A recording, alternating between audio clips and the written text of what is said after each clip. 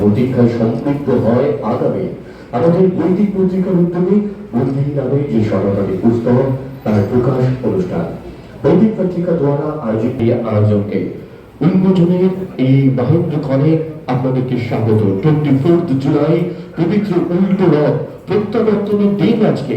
হ্যাঁ, দেবী জগন্নাথ, দেব বলরাম, দেবী সুভদ্রা তো আজকে প্রত্যাবর্তন করেন, আর আমরা ফিরে আসি আমাদের ভারত মাতার শ্রীচরণে।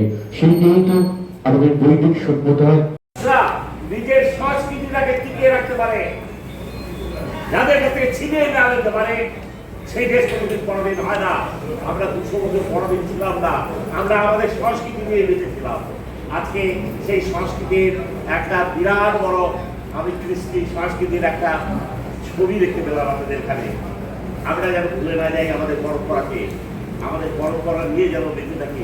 একটা অনুষ্ঠানে আসতে পেরে খুবই ভালো লেগেছে। তারপর যেহেতু আজকে উল্টো রথের দিন, মনটা একটা আলাদা ভাবে থাকে। আর এর আগেও আমি এসেছিলাম, তা আজকে আসার জন্য খুবই ধন্যবাদ এবং কৃতার্থ। এই অনুষ্ঠানে অংশগ্রহণ করে বা ইন্টারনেট চিন্তা থেকে যায়। অনেক অনেক অনেক শুভেচ্ছা বৈদেহী পত্রিকাকে। সীতা দেবী যেরকম মাটি থেকে উদ্গত হয়েছিলেন বলে পৌরাণিকভাবে শোনা যায়, যে হলকর্ষণ করার সময় তিনি এসেছিলেন, বিশ্বমাননা হয়েছিলেন, এবং তিনি লক্ষ্মী স্বরূপা হিসেবে তিনি এসেছিলেন, সেই রকম তাকে সরিয়ে सहना भवतु सहनो भुनाक्तु सह वीर्यं करवावहै तेजस्विनावधीतमस्तु मा विद्विषावहै। ॐ भद्रं कर्णेभिः शृणुयाम देवाः भद्रं पश्येमाक्षवीर्यजत्राः स्थिरैरङ्गरीषु शुभांशस्तनूर्विधि वशीमादेवहितं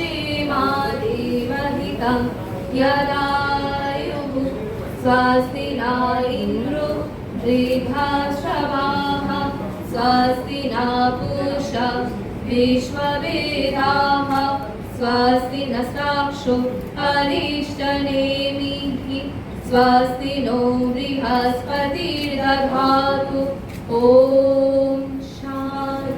शान्तिर्कायते मधुशरन्ति सिन्धवः वार्वीणा सन्तोषधिः मधुनक्तामुतोषसी मधुमत्पार्थिमहुम्रजः मधुदौरास्तु नापिता मधुमान्यो वनस्पतिर्मधुमावु अस्तु सूर्यः मा दीर्घावो भवन्तु नः। ॐ शान्ति शान्ति शान्तिः हरिः ओम्। কল্লিত হোক, মুখরিত হোক তার অনন্য সৃষ্টির আজ অনন্য প্রকাশ। বৈদিক পত্রিকার উদ্যোগে বৈদেহী নামে সনাতনী পুস্তক প্রকাশ অনুষ্ঠানে এই মুহূর্তে তাকে উত্তরীয় উষ্ণতা দিয়ে অভিবাদন এবং প্রখ্যাত চিত্র সাংবাদিক আমাদের সুমন সাহা রয়েছেন, লিডি রয়েছেন, তারা সম্মানিত করছেন পরম শ্রদ্ধার মাননীয় আত্মপ্রকাশ অনুষ্ঠানে। পরম পূজ্যপাদ স্বামী এ তো প্রণাম, এ তো নতুন জন্ম হওয়া মহারাজের প্রতি শ্রদ্ধা নিবেদনে সম্মানিতা অহিবা বসু।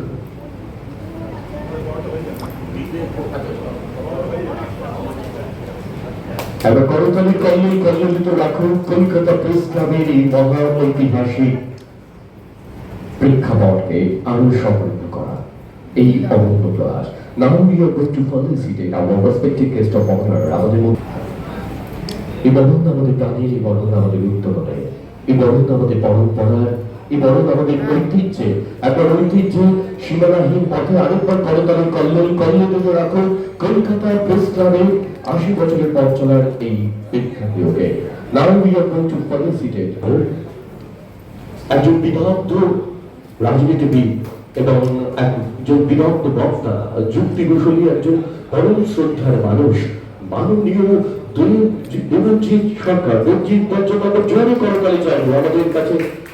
তার এই দীপ্ত পদার্পণ আমাদের কাছে পরম পাওয়া, উত্তরীয় কুশলতার পরশ, ভালোবাসা। এবং now we are going to felicitate our respected Assistant Secretary of Kolkata Press Club, Nitai Malakar sir.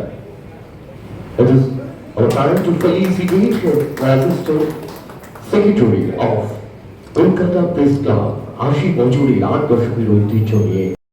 দৈনিক পত্রিকার সম্পাদক। বৈদেহী কোনো সংগঠন নেই বা কোনো এনজিও নেই। বৈদেহী আমি একাই বৈদেহী পত্রিকা নিজের খরচেই চলে। তো এটা আমার ভালো লাগা, ভালোবাসা। আমার পারিবারিকভাবেই আমি প্রকাশনী করি, আমি স্কুল টিচার। তো বৈদেহী পত্রিকাটার ভাবনা এসছে আমার 2024 সালের আগের থেকে। 24 সালে আমি প্রথম বৈদেহী প্রকাশ করি, প্রকাশিত হয় বাংলা একাডেমিতে। তো তারপরে বৈদেহী চলে, বছরের করে বৈদেহী প্রকাশ হয়। আর বৈদেহীর মূল বিষয়টাই আমি ধরে রেখেছি অখণ্ড বেদ, উপনিষদ এবং ভারতীয় যে আমাদের ঐতিহ্য, হিন্দু ধর্মের ঐতিহ্য, সেটাকে ধরে রাখা।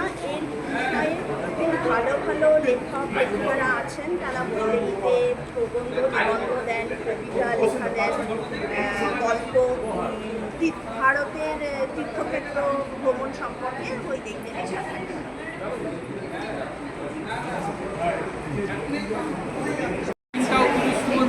ভালো দিন।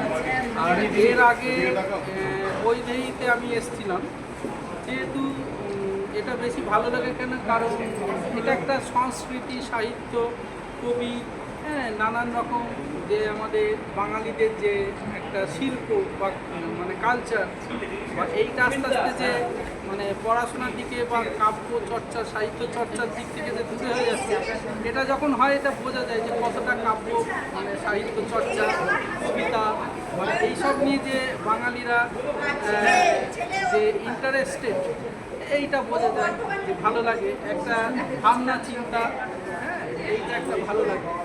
জিনিসটা এখনও আছে বাঙালিদের মধ্যে, এই যে সাহিত্য চর্চা, কবিতা বা রবীন্দ্রনাথকে নিয়ে চিন্তা ভাবনা, এইসব নিয়ে যে বাঙালি বলতে গেলেই যেগুলো চিন্তা ভাবনাগুলো আসে, এইগুলো মানে স্মরণ হয়ে যায়। খুবই ভালো লাগে এইসবের মধ্যে। হ্যাঁ, খুবই সুন্দর প্রোগ্রাম, খুব ভালো। হ্যাঁ, এইটাকে মানে টিকিয়ে রাখতে হবে, এই হচ্ছে